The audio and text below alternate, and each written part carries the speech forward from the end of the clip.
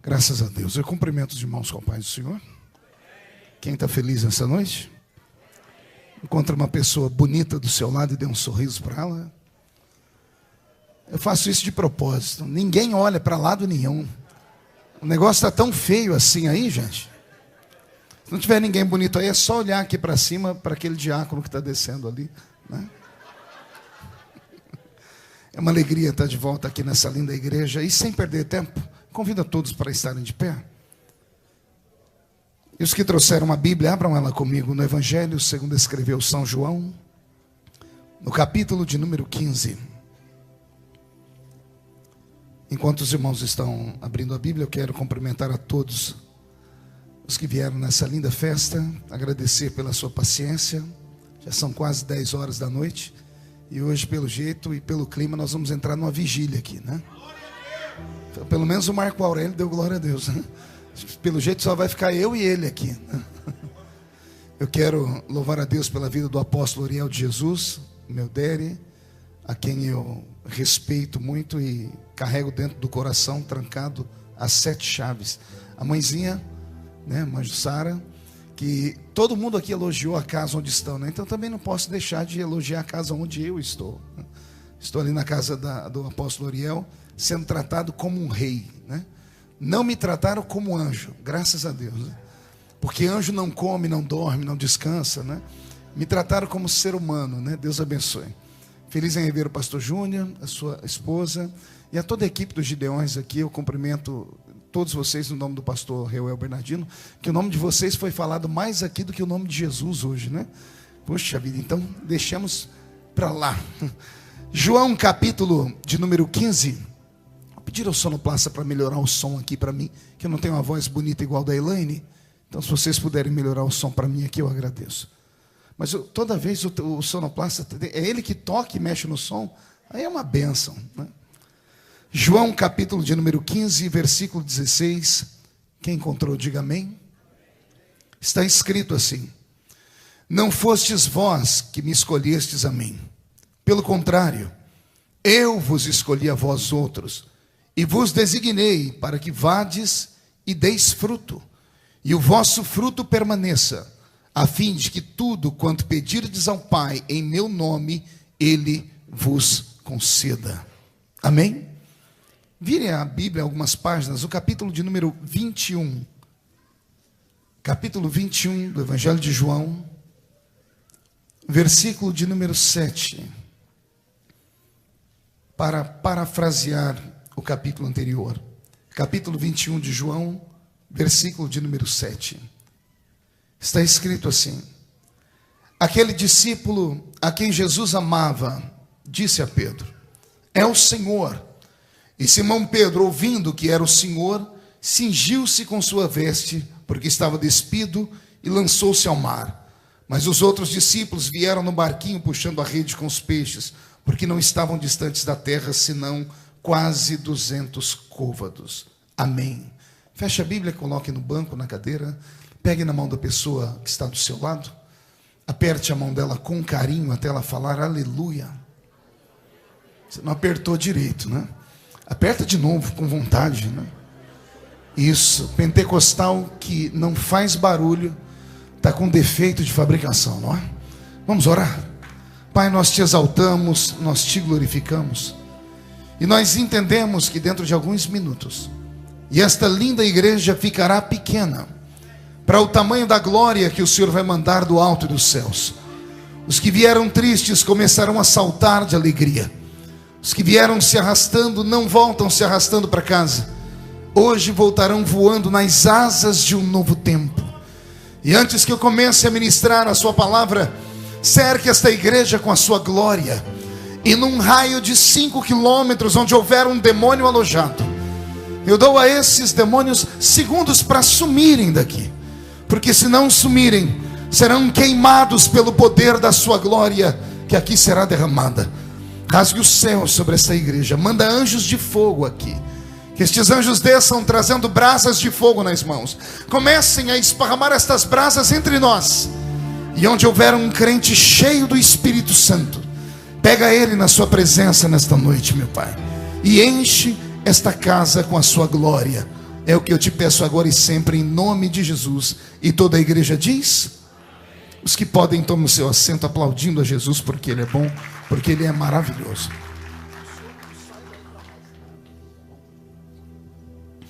Querida igreja, noiva do Cordeiro, simpatizantes da nossa fé, amigos que vieram de perto, de longe e tiveram paciência de permanecer aqui até esse momento, eu fiquei perguntando a Deus o que falar aqui nessa noite. Nós já estamos aqui na América há alguns dias, como já foi contado toda a história aqui pelos irmãos que fazem parte da caravana dos Gideões, e a missão é nobre.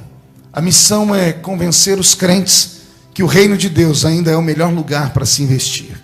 Não existe lugar melhor para se investir do que o reino de Deus. Mas, pastor Elias, estava falando com Deus e o Senhor falou comigo: você não vai precisar pregar muito hoje. O céu já está aberto sobre nós aqui. As levitas trouxeram o céu para a terra. Os irmãos que aqui falaram antes de mim atraíram a atenção de Deus. Pastor Lorinaldo fez até Jesus rir no céu, né?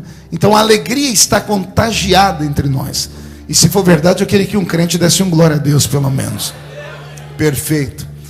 Eu li 2 textos da Bíblia, e é nesses 2 textos que eu quero meditar rapidamente com vocês. No primeiro texto, há uma afirmação. A afirmação não é dada por um discípulo, é dada pelo mestre. É o mestre Jesus quem olha para todos aqueles que estavam ao lado dele e diz assim: não foram vocês que me escolheram, fui eu quem escolhi vocês. Eu vou falar de novo e quem sabe isso começa a fazer sentido na sua vida. Não foram vocês que me escolheram, fui eu quem escolhi vocês. Quando o Senhor disse aquilo, Ele estava dizendo que ninguém está perto dele por vontade própria. Aliás, servir Jesus não é fácil. Caminhar ao lado dele não é fácil. Ser crente não é para qualquer um. Muitas pessoas já caminharam conosco e desistiram no meio do caminho, porque carregar a cruz não é nada fácil. Por isso, eu sempre digo que aquele que aqui está deveria ter motivos de sobra para dar gritos de glória a Deus, ainda que não houvesse pregação nem cantoria nenhuma, porque o seu nome está escrito no livro da vida. Segundo, foi Ele quem escolheu você. E se é Jesus quem escolhe, Ele só escolhe pessoas porque elas têm algo para lhe dar. Aqueles 12 homens que Jesus escolheu e os transformou em uma escola apostólica, cada um deles tinha o seu quinhão de peso, cada um deles tinha os seus talentos, e o Senhor não os eximiu, porque eles eram seres humanos e sabia que além dos talentos, eles também tinham defeitos. Mas os defeitos deles não suplantavam os talentos que eles tinham. Jesus é aquele que investe, e Ele não investe naquilo que não dá resultado.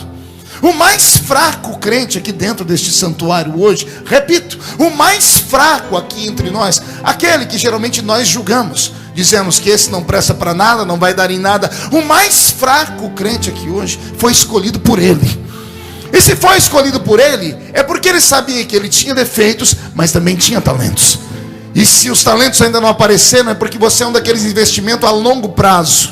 E investimento a longo prazo é preciso de paciência, mas também quando o investimento começa a dar lucro, sai de baixo. E eu não estou olhando para homens e mulheres nessa noite, pastor Reuel. Nessa noite eu estou pregando para investimentos de Deus. Assim como George Soros, o grande especulador de Wall Street, só investe naquilo que dá lucro, o meu Jesus, que é Deus, repito, o meu Jesus não é homem como George Soros. George Soros, ele manipula, ele acredita, ele simula, ele aposta naquilo que talvez vai dar certo. Jesus não, ele só aposta naquilo que ele tem certeza que vai dar certo. E todos aqui já deram certo. Posso ouvir um glória a Deus por isso? Quem acredita que já deu certo aqui? Então levante a mão direita para o céu com carinho e respeito. Coloque no ombro de quem está do seu lado. Agarra a pessoa para mim. Chacoalha ela até ela ficar irritada. Acorda ela, porque já tem gente dormindo aqui. Chacoalha ela e diga: Deus te trouxe aqui para isso. Não grita no ouvido dela, diga: Deus te trouxe aqui para isso, para te falar que você é o maior investimento que Ele tem nessa terra. E se tem alguém que crê nisso, dá um grito para acordar a cidade toda, se for possível. Pois bem, não foste vós que escolhestes a mim, fui eu quem escolhi vocês. Só que no texto seguinte, o que eu ouço da palavra mexe comigo. Porque alguém vai dizer assim: ei, Pedro, o Senhor está aqui. Mas a Bíblia Sagrada faz questão de dizer que este que chamou Pedro pelo nome, disse: este é o Senhor que está aqui. A Bíblia diz assim: o discípulo a quem Jesus amava.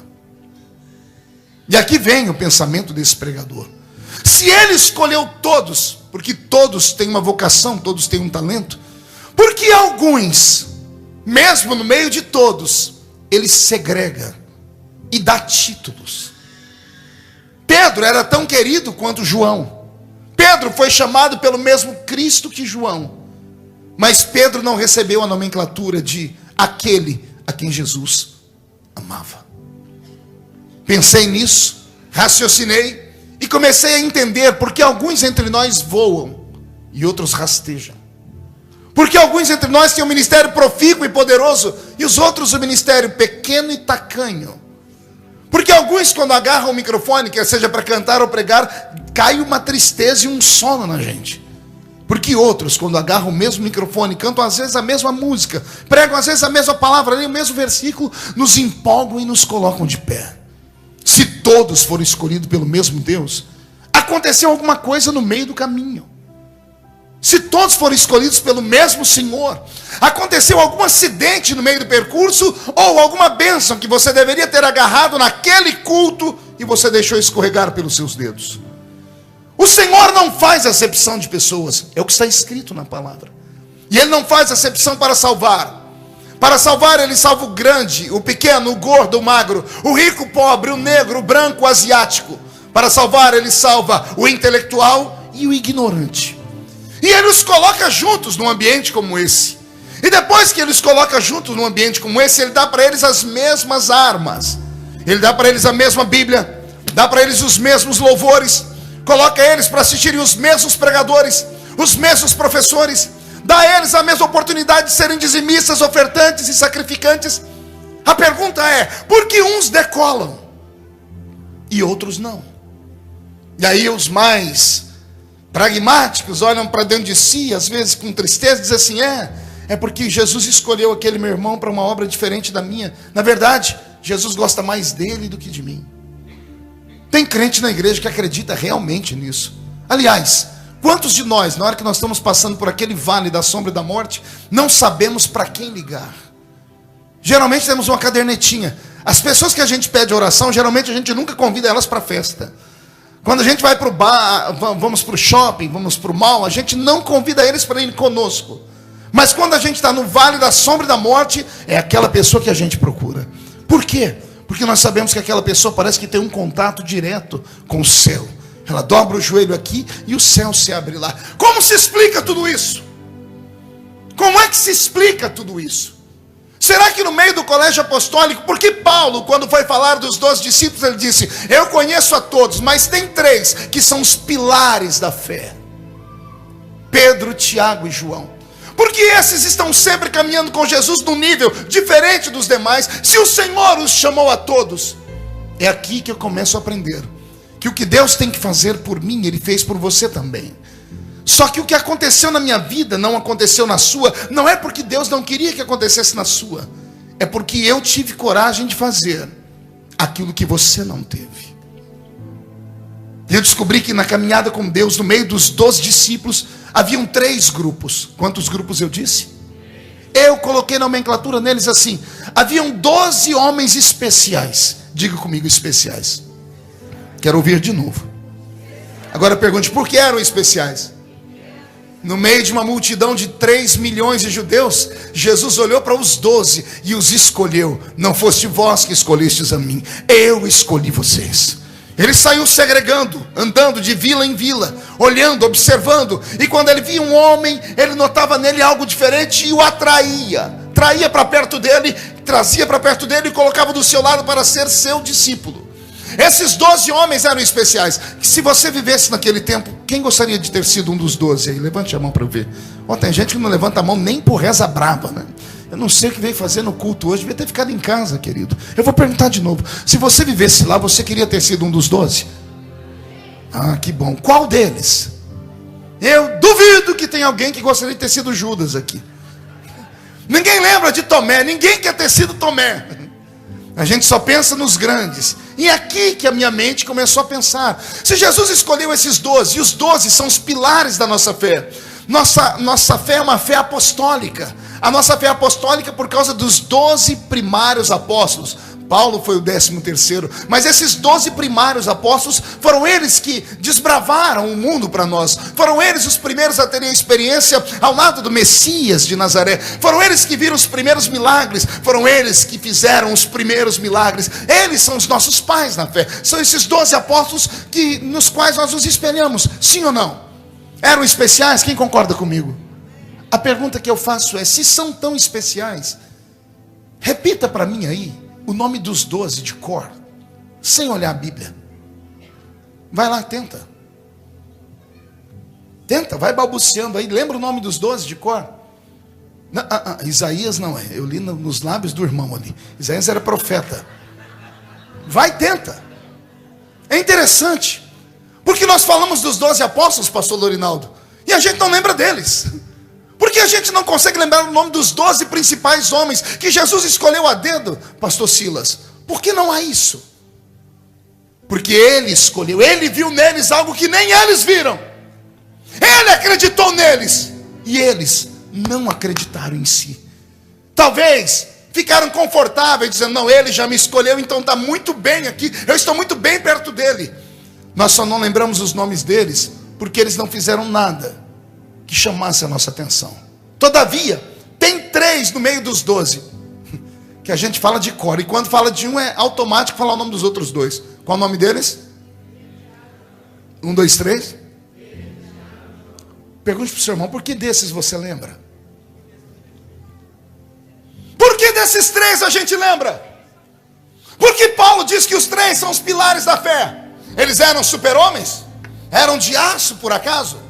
Saíam fagulhas de fogo das mãos deles? Eles flutuavam no ar, os cabelos deles brilhavam? Não. Eram homens como os outros eram. Tiveram a mesma chance que os outros tiveram, pastor Miqueias. Andaram ao lado de Jesus, ouviram as mesmas pregações, participaram dos mesmos milagres. Só que, pelo que eu percebo, esses 3 tinham vontades que os outros não tinham. Esses 3 queriam mais. Esses 3 procuravam Jesus com mais facilidade, e a Bíblia Sagrada diz isso.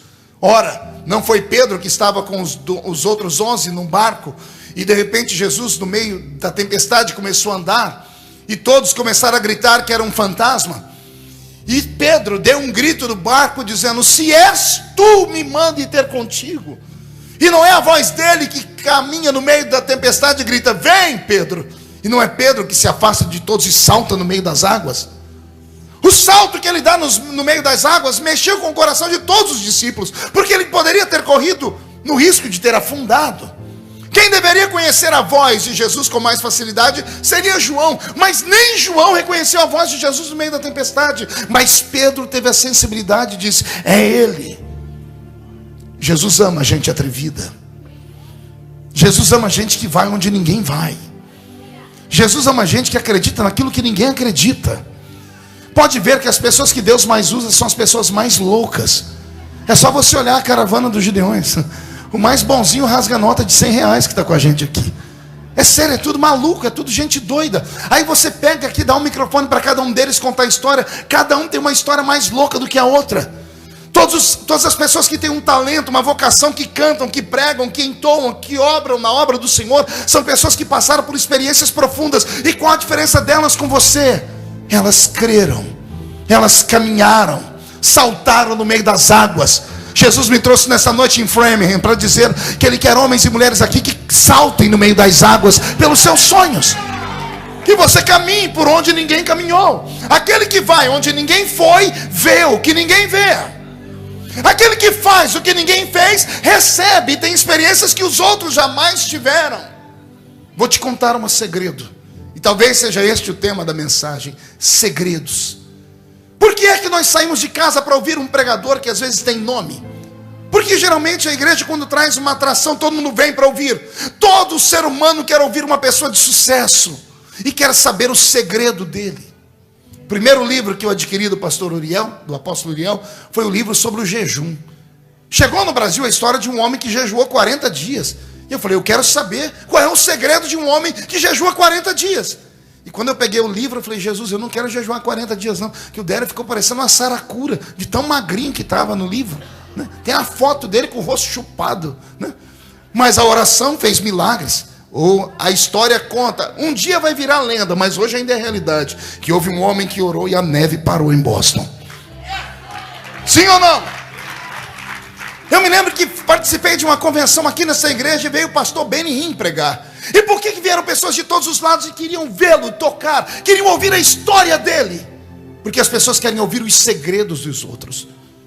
Lá no Brasil, geralmente, hoje tem um monte de pessoas que chamam coaching. São pessoas que dão palestras de motivação e autoajuda. As pessoas pagam caro para ouvir esses coachings. E eles não são super-homens, nem Mulher Maravilha, mas são pessoas que têm uma inspiração. Eles falam com vontade, tiram as pessoas das suas vidas confortáveis. Talvez seja isso que nós precisamos um pouquinho dentro da igreja. Descobrir os segredos. Porque se descobrirmos os segredos desses 3 discípulos, chamado Pedro, Tiago e João, quem sabe a gente não faz o que eles fizeram? Quem sabe a gente não entra para a história como eles entraram? Você tem 2 maneiras de sair por aquela porta hoje, dizendo, o culto foi legal, foi bom ouvir os cantores, rever o pastor Reuel, ouvir o pastor Marco Feliciano. Ou você pode sair por aquela porta dizendo, eu quero fazer história também. Esses 3 homens, Pedro, Tiago e João, fizeram o que os outros 9 não tiveram coragem de fazer. Tiago e João atormentaram a mãe deles. A mãe deles um dia foi falar com Jesus, ela estava servindo a comida, foi no ouvido de Jesus, disse, Jesus, quando o senhor entrar no seu reino, o senhor pode colocar um filho meu à sua esquerda e o outro à sua direita? Jesus parou de comer, olhou para ela e riu. Ele disse, não posso fazer isso, porque à esquerda ficam os bodes, à direita as ovelhas. Jesus está falando sobre céu e inferno. Mas ele disse assim, eu gostei da ideia. Jesus sabia que aquilo não partiu daquela mulher, porque mulheres não falavam com homens, não faziam pedidos desse jeito. Foram os 2 meninos que ficaram no pé da mãe. Mamãe, a senhora vai servir a mesa do mestre. Fala para ele, quando ele entrar no reino dele, colocar eu à esquerda e o outro à direita. Eles eram atrevidos. Pense em 2 discípulos que saíram para evangelizar, quando voltaram, todo mundo tinha um testemunho para contar. Lá o cego viu, ali o surdo ouviu, ali houve multiplicação de pães. Chegou Tiago e João. E Jesus disse, e vocês que contam? Senhor, só miséria. Vamos pregar. Eu acho que não deram oferta para eles, porque para deixar evangelista endemoniado, é só não dar oferta para eles. Não receberam a gente bem. E se falassem só isso, tudo bem. Mas antes de despedir, falou assim, Jesus, a gente pode fazer uma oração para aquela cidade? Para salvar ela, filhos? Não, a gente quer orar para cair fogo e destruir tudo aquela cidade. Jesus olhou para ele e disse assim, é claro que não. Mas Jesus gostou daquela atitude. Deus ama gente de coragem. Deus ama homens e mulheres que tenham coragem. Deus tem te sustentado nesse lugar por causa da coragem que você tem. Só que essa coragem precisa aumentar. Porque se 2015 foi um ano ruim, 2016 há de ser o melhor ano seu nessa terra. Pelo menos alguém disse amém agora. Começaram a acordar. Eu vou dizer de novo. O Senhor não te trouxe a este lugar para você ser mais um. O Senhor te trouxe aqui para fazer de você um ser diferente. Como eu disse, eu encontro 3 grupos que caminham com Jesus. O primeiro é dos especiais. Só por serem especiais já estavam bem. Então não obraram, não criam, não faziam nada de novo. Estavam apenas dentro de si com seus pensamentos dizendo, eu estou satisfeito de estar na trupe, na escola dele. Mas no meio dos 12 tinham 3 que queriam ser amigos dele. E esses 3 que queriam ser amigos iam com ele onde ninguém ia. Quem é que Jesus chama para estar com ele no alto do Monte Tabor, quando ele vai recepcionar Elias e Moisés? Quem se lembra da história? Jesus vai subir o monte da transfiguração. Ele tem 12 discípulos, mas ao invés de chamar os 12, ele chama só 3. Qual o nome deles? Meu Deus, dá um grito, qual o nome deles? Quando velho seu irmão diga, por que os 3? Pergunte para mim, por que os 3, pastor? Porque somente quem quer ser amigo de Jesus está preparado para ver coisas sobrenaturais. Jesus tinha 12, mas ele não acreditava que os outros 9 se subissem naquele monte e vissem a transfiguração, vissem ele se transformar no sol, os seus cabelos brilharem e receberem a visita de Elias e Moisés, os únicos 2 homens que foram para o outro lado da vida e voltaram aqui. Jesus disse: se eles virem isso, é perigoso eles desanimarem da fé. Não estão preparados para verem coisas sobrenaturais. O Senhor só consegue revelar coisas grandes para pessoas que caminham ao lado dele. Não basta estar aqui. Eu tenho pregado nesses últimos anos dizendo que todo mundo entra na igreja, até porque a porta da igreja fica aberta, até cachorro entra dentro da igreja. Mas entrar no culto, aí não é para qualquer um. Entrar no culto é diferente de entrar na igreja. Se você olhar à sua esquerda e à sua direita, você vai ver muita gente sentada na igreja. É claro que uns 30% estão com o celular na mão, não sei se estão tirando foto, mandando mensagem ou gravando o que eu estou pregando. Mas também não deveria estar fazendo isso, porque agora não é hora disso. Agora é hora de focar aqui. Alguns estão aqui dentro, tem umas pessoas, eu não vou nem olhar para onde as pessoas estão, porque eu vi 2 moças lixando a unha durante o culto. Aqui não é um salão de belezas. Isso aqui ainda é a casa de Deus. E se é a casa de Deus, nós precisamos estar aqui para estarmos perto dele. Começamos com as reações. Por que quando os crentes chegam, ao invés de sentarem nos primeiros bancos, sentam sempre lá atrás? Isso demonstra timidez. A timidez é um demônio. Se você já leu o livro de Apocalipse, deve ter se apavorado. Ficarão de fora os tímidos. Não me pergunte, pergunte a Deus o porquê. Ficarão de fora os tímidos. Por que será? Porque sempre nos esquivamos. Você está dentro do santuário da bênção. Você está diante do mesmo Deus que eu sirvo desde a minha infância. Você quer os mesmos dons que Jesus me deu e deu a outros? Então comece a pedir. Não adianta ficar o culto todo paralisado, parecendo uma estátua de museu. Aqui não é uma missa, aqui ainda é uma igreja pentecostal. Só que uma igreja pentecostal sem barulho não faz sentido. E aí você vai dizer: não, pastor, é que eu não dou glória a Deus de qualquer jeito. Eu só dou glória a Deus quando eu sentir alguma coisa. Me explica o que você tem que sentir para dar glória a Deus, querido. Quer sentir o quê? Cosquinhas no pé? Quer sentir o vento das asas dos anjos na sua cara? Fogo subindo pelo seu corpo? Crente que tem um nome escrito no livro da vida não precisa sentir nada para dar glória a Deus. Ele dá glória a Deus por livre, espontânea vontade. Nossas reuniões não poderiam ser assim. Não são seminários de aprendizado. Isso existe escola. Isso aqui é um culto. Só que nós invertemos os fatores. A gente entra no culto e esperamos que Deus venha servir um banquete para nós, quando isso está tudo errado. Culto não é para homem. Culto é para Deus. Não é Deus que tem que descer aqui de gravatinha borboleta, uma bandeja na mão como se fosse um garçom e servir você aí no banco. Não, é o contrário. É você quem tem que pegar uma bandeja e começar a servir a Deus essa noite, dentro desse santuário.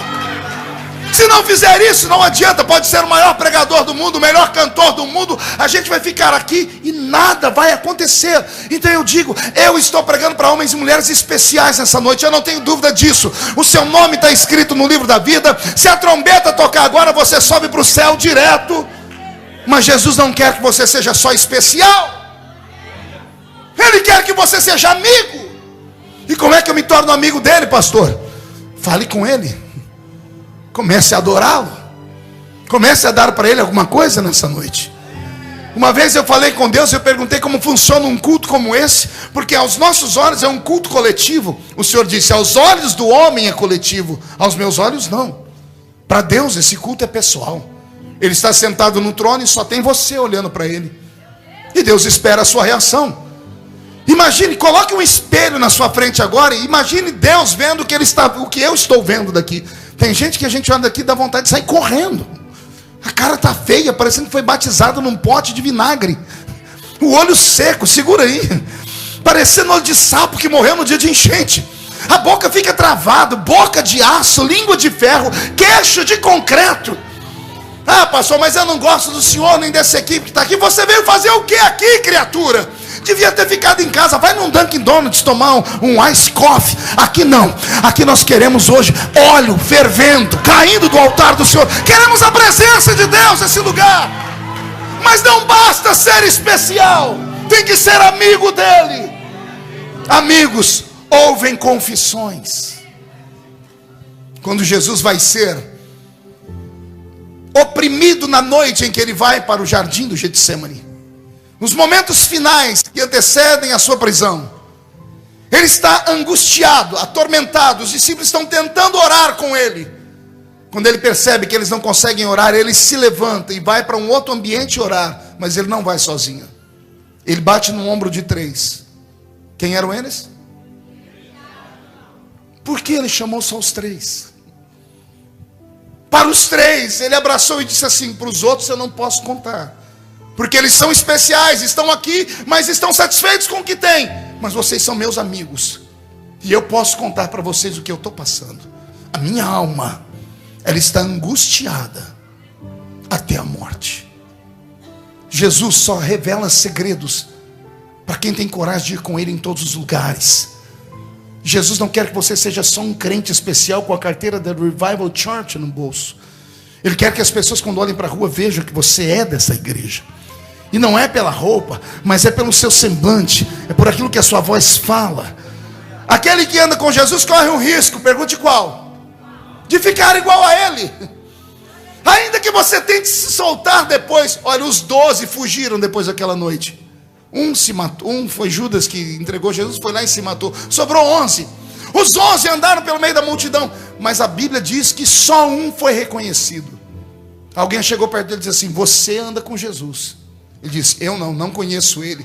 Conhece o seu jeito de falar, é igual dele. Não sou. Sim, você estava com ele. Pedro teve que se esconder. Ele foi tão amigo de Jesus que ficou parecido com ele. É isso que Deus quer nessa noite. Deus não quer que você saia daqui só dizendo o culto foi bom. Deus quer que você saia daqui dizendo assim: o culto foi maravilhoso. Porque você está aprendendo que é possível estar aqui e ir além do que você já teve.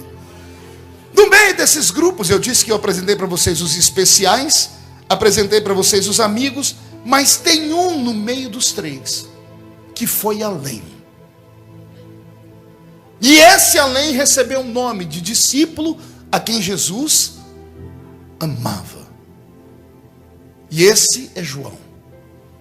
Jesus amou tanto ele que um dia os discípulos ficaram com ciúmes e foram perguntar para Jesus: por que só ele? Jesus olhou para eles e liberou uma palavra profética que custou caro. Jesus olhou para eles e disse assim: que importa a todos vocês que ele viva, para que me veja voltar aqui em glória. Essa palavra custou caro, porque João foi o único discípulo que a morte não conseguia levar embora. No alto dos 90 anos, jogaram ele num tacho de azeite fervendo. O azeite não fez efeito no corpo dele. O medo dos homens dele foi tão grande que jogaram ele na ilha de Patmos. E um homem de 90 anos numa ilha isolada é para morrer. Mas ao chegar na ilha foi recepcionado pelo seu amigo. E foi ele quem disse, não fui eu. Eu ouvi uma voz por detrás de mim. E virei para ver quem era. E lá estava ele, o meu amigo. Cabelos brancos como a lã branca, olhos como chama de fogo, pés reluzentes como latão que saíra da fornalha, um cinturão de ouro traçando o seu peito, que era coberto por um linho fino. Por que é que João desenha Jesus em Apocalipse? Porque Jesus fez uma promessa: que importa a vocês que ele viva, para que me veja voltar aqui em glória. Nenhum dos discípulos viu Jesus em glória, a não ser João. Todos viram Jesus ressuscitado, mas em glória, só João. Mas em glória, só o amigo a quem ele muito amava. Aí a pergunta é: qual o segredo de João? Pergunte para mim, qual o segredo dele, pastor? Pastor Lorinaldo, corra aqui, por favor. Vamos ensinar o segredo de João. Isso, rapidão. Vou te ensinar o segredo de João. O senhor vai ser Jesus hoje. Fique aqui do meu lado. Aqui está Jesus. Imagine aqui 12 discípulos. 9 são especiais. 3 são amigos. E os 3 ficam do lado dele. João está aqui, do lado esquerdo. Pedro está aqui e Tiago está aqui. João percebeu que os 3 são diferentes, por isso Jesus chama eles para ir no Monte Tabor. Sempre são os 3. Ele viu que ele já tem um lugar especial. Ele é diferente dos outros 9 que estão ao redor. Mas João queria mais. Numa época em que homem não tocava em homem, porque a lei matava. Numa época em que não havia intimidades entre homens, João ousou, Jesus sentado à beira de uma fogueira, encostar em Jesus. Ao encostar, Jesus poderia ter mandado ele embora, e Jesus não mandou. E João então arriscou. Já que ele não me mandou embora, o que aconteceria se eu colocasse minha cabeça no ombro dele? E Jesus não mandou ele embora.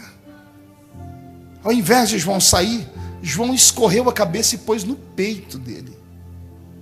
Ao colocar a cabeça no peito de Jesus, João ouviu o batimento cardíaco de Jesus. De onde é que você acha que saiu o evangelho dele? Como é que você acha que um pescador analfabeto pode escrever o seguinte livro? Ele estava com Deus, porque tudo que foi feito por ele. Sem ele nada do que foi feito se fez. Ele veio para os céus, mas os céus não receberam. Mas a todos quanto receberam, deu-lhes o poder de serem feitos filhos de Deus. Como é que você acha que um pescador libera tais palavras? O evangelho de João saiu daqui, do peito de Jesus. Agora cá para nós. Imagine a cena, terminou o culto aqui na Revival Church em Framingham. Lá fora você encontra o pastor Júnior abraçado com o pastor Elias. E os dois saem de mãos dadas andando pelas ruas. E você encontra o pastor Miqueias e um outro irmão ali, um debruçado no peito do outro, sentado bem no meio da rua. Hoje, em pleno século XXI, nós temos um preconceito miserável. Imagina isso há 2000 anos atrás. João sofreu com os olhares dos seus irmãos. Todo mundo olhando para ele, dizendo: o que deu nele para colocar a cabeça no peito de Jesus? Que intimidade é essa? João ousou ir onde ninguém foi. Como ele foi onde ninguém foi, ele recebeu o que ninguém recebeu. O discípulo a quem Jesus mais amava era aquele que mais perto dele ficava. É isso que Jesus quer de você nessa noite. É isso que Jesus quer de você nessa noite. Eu encerro aqui. Eu era garoto lá na Vila Tatu. Em 1988, em 87, aconteceu um avivamento na cidadezinha onde eu moro. Jesus salvou mais de 100 adolescentes. E entre eles estava eu. Foi uma época de glória, uma época de alegria, de muita unção. Os gideões nessa época entraram dentro da minha cidadezinha. Nós começamos a conhecer o avivamento. Jesus batizou quase todos nós com o Espírito Santo no mesmo mês. Era uma glória sem tamanho. Lemos a mesma Bíblia. Cantamos os mesmos louvores, usamos a mesma harpa, vimos os mesmos pregadores, fomos aos mesmos congressos, participamos das mesmas vigílias, evangelizamos a mesma cidade. A pergunta que fica é: por que eu fui e os outros 99 ainda estão lá? Porque entre uma multidão dessa sempre se destaca um ou dois. Aí alguém vai dizer: não, foi Deus que escolheu aquele ali. Eu tenho dificuldade nisso. Ele escolhe para salvar. Não fosse vós que escolhestes a mim, eu escolhi vocês. Agora vocês é que sabem até onde podem ir. Vocês é que determinam o que querem. Eu tenho 3 filhas, Karen, Kathleen e Camille. Morreria pelas 3, talvez mataria pelas 3. Se você passar um dia na minha casa, no final do dia você vai dizer: pastor, o senhor gosta mais da pequenininha, né? Da Camille. E eu sempre pergunto: por que você diz isso? Ah, porque o senhor está sempre com ela, o senhor assiste filme com ela, o senhor é carinhoso com ela, o senhor brinca com ela, o senhor canta com ela. Quando a pessoa termina de dizer, eu digo assim: não, você teve uma visão errada. Não sou eu que fico com ela, é ela que fica comigo. Não sou eu que vou atrás dela, é ela que vem atrás de mim. As 3 filhas são amorosas e carinhosas, mas a pequenininha, ainda hoje, que já não é mais tão pequenininha, quando eu estou em casa, ela pula na cama e deita comigo para assistir filme comigo. Ela tem um talento que o pai tem. No último feriado que eu passei na minha cidade, a Karen, perguntei para Deus: cadê a Karen? Está em São Paulo. Cadê a Kathleen? Está com as amiguinhas. Cadê a Camille? Está lá na igreja. Se ela chegar aqui em 5 minutos, ela domina essa multidão toda. Há dentro dela uma chamada. Aí você pergunta para ela: por que você é assim? Ela disse assim: eu olhei para o senhor, papai, e quis ser igual ao senhor. Você consegue entender? Não é o pai que escolhe um filho para ser diferente, é o filho que escolhe estar mais perto do pai. Eu vou repetir: se você esperar Deus sair do céu, trazer um missionário, um profeta lá da Conchinchina, para ir aí no banco, catar você, sacudir e dizer: ei, acorda, eu tenho um plano na sua vida, você nunca irá a lugar nenhum. Não é isso que Deus quer de você. Deus quer o contrário. Deus quer que numa noite como essa você surpreenda Ele. Você saia do meio do banco, se jogue no chão, grite: ah, pastor, mas vão me chamar de louco. E quem foi que disse que Deus usa gente normal? Quem foi que disse que Deus usa gente normal? Ei, quem foi que disse que Deus usa gente equilibrada? Quem foi que disse que Deus usa gente comum? Deus não usa gente comum. Deus tem dificuldade em usar pessoas que são tímidas. Eu disse e repito, porque o tímido não acredita nele mesmo. Se você não acreditar na sua história, ninguém vai acreditar em você. Se você ficar negando as chamadas que você tem, as oportunidades que te dão, você nunca irá a lugar nenhum. Essa história de membro de banco só existe na sua cabeça. Membro de banco é verniz, prego, tinta, madeira, pano, ferro. Você é membro do corpo de Jesus Cristo. O Senhor não te chamou para ficar aí eternamente assentado no banco e falando amém, amém, levantando. Gente, eu estou cansado desses cultos robotizados. Eu estou cansado de pregar para ciborgues. Sabe o que é um ciborgue? É meio homem, meio robô. Você fala para a pessoa: fica em pé, ela fica, senta, vira para a esquerda, vira para a direita, sorri, chora. Chega disso. Deus quer liberdade num ambiente como esse. Eu estou sentindo falta daqueles crentes maluquinhos aqui de Framingham. Geralmente são 2 ou 3, mas eles fazem a festa. O Senhor te trouxe nesta noite porque Ele quer que você vá além da especialidade. O Senhor quer que você vá além da amizade. O Senhor quer que você seja íntimo dEle. Tem alguém que gostaria de ser íntimo de Deus aqui? Mas de que jeito? Desse jeito que você está aí? Como é que você pode ser íntimo de Deus do jeito que você está? Reage pelo amor de Deus. Anima-te pelo amor de Deus. Por que é que você acha que eu deixei meu compromisso na África para estar com os gideões missionários da última hora? Por que é que você acha que eu deixei tudo, deixei minhas atividades no Brasil para ficar aqui? Porque eu sei o que pode acontecer num culto como esse. Eu sei o que Deus pode fazer na vida de um ser humano numa reunião como essa. Porque foi numa reunião como essa que eu nasci espiritualmente. Foi acreditando em palavras como essa que eu fui arrancado de trás das malhadas e o Senhor me colocou em destaque. E os meus sonhos não acabaram. Quem viver ainda vai ver. Quem viver verá. Você um dia vai ter orgulho e vai dizer assim: eu tenho uma foto com o presidente da República do Brasil. Eu tenho fé. Pode não acontecer, mas isso não me impede de acreditar. Eu nunca deixei que esses crentes coveiros de igreja, que aqui em Framingham não tem, só tem lá em Orlândia, na minha igreja onde eu pastoreio, e eu estou tentando excluir eles, mas não tem jeito. Um monte de crente morto, um monte de crente que não faz nada e não acredita em mais nada. E ao invés de ajudar aqueles que estão chegando empolgados, eles falam assim: não, meu filho, que eu já fui desse jeito, vai chegar uma hora que a sua ficha vai cair. Eu repreendo esse espírito maligno. Eu profetizo que o Senhor Deus vai te dar um final de ano abastado e abençoado nessa terra. Haverão cultos aqui até o dia 31 de dezembro que você vai pular igual pipoca na panela. Haverá cultos aqui em que a voz do Senhor vai estrondar no seu ouvido. Eu creio em visões, eu creio em sonhos, eu creio em milagres. Alguém acredita em milagre aqui?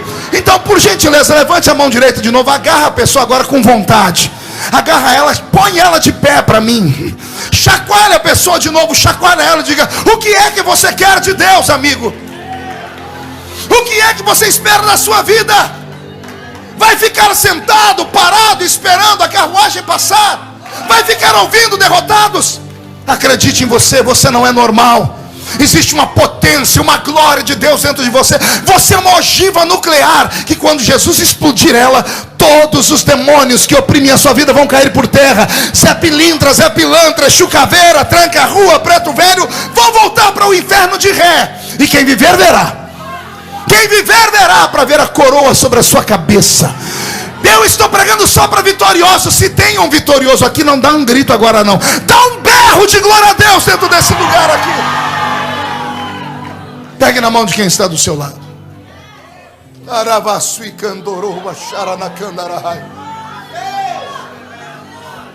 Eu ouvi uma frase essa semana, vindo para cá, no avião, assistindo um filme do X-Men.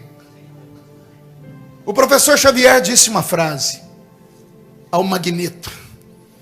Ele disse assim ao Magneto: não é porque uma pessoa cai no meio do caminho que ela se perde para sempre. O que cai pode se levantar. A primeira vez que eu preguei no ministério de Boston, pense num fiasco.